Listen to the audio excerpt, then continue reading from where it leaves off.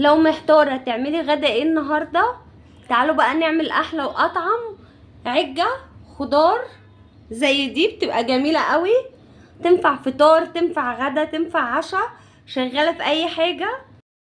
مقاديرنا بقى النهاردة: بصلتين متوسطين، قرنين فلفل وقرن شطة، الشطة طبعا اختياري، 3 معالق دقيق، معلقة بيكنج باودر، حبتين طماطم، بهارات مشكلة، كمون، بابريكا، ملح، معايا 7 بيضات.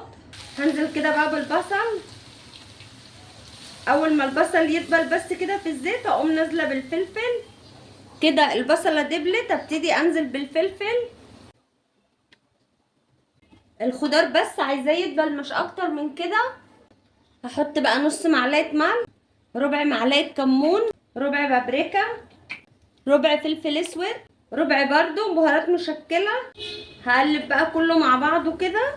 واول ما الفلفل يدبل والتوابل ريحتها تطلع انزل بالطماطم. تنزل بقى بالطماطم. الاكله دي سهله جدا وفي نفس الوقت طعمها جميل.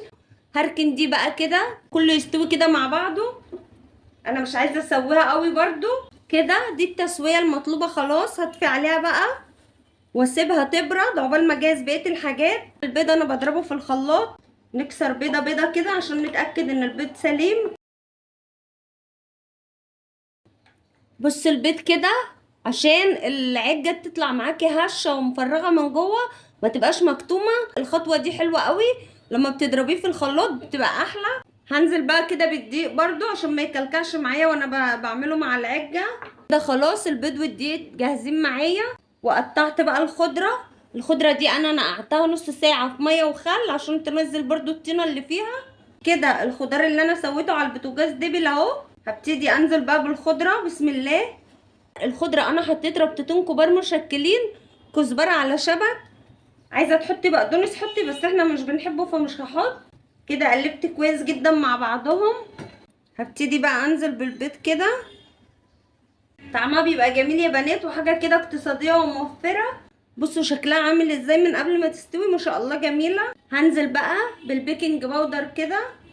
انا مسخنه شويه زيت اهوت على النار. البايركس ده يا بنات ما يتحطش على النار لان بيفرقع، هو بيتحط في الفرن. بقى سخنت شويه زيت كده على النار هحطهم. انزل بقى بالبيض. انا مشغله فرن البوتاجاز على درجه حراره 200 بقاله 10 دقايق كده، يعني الفرن لازم يبقى سخن خالص. هحطها بقى في الرف اللي هو فوق النار مباشر. هحطه بقى كده نص ساعه ولا تلت ساعه واوريلكم ما يستوي. العجه طلعت معايا اهي. وانا بعد ما حطيتها في الفرن خليت الفرن على نار متوسطه عشان تستوي من فوق ومن تحت وتبقى مش عجينه كده. اما الشوكه تطلع نضيفه كده. بصوا الشوكه طلعت نضيفه اهي.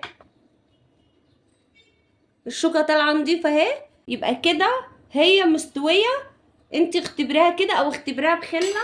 وصفه جميله وسهله ومش مكلفه خالص. لو عندك 5 6 بيضات في التلاجة طلعي واعملي برضو قرص عجه. حاجه سهله جدا وحاجتها مكوناتها كلها في البيت واقتصاديه وتغيير. لو عجبتكم بقى الطريقه لايك وشير، وما تنسوش تشتركوا في القناه عشان يوصلكوا كل جديد. اشوفكم بقى على خير في فيديو جديد.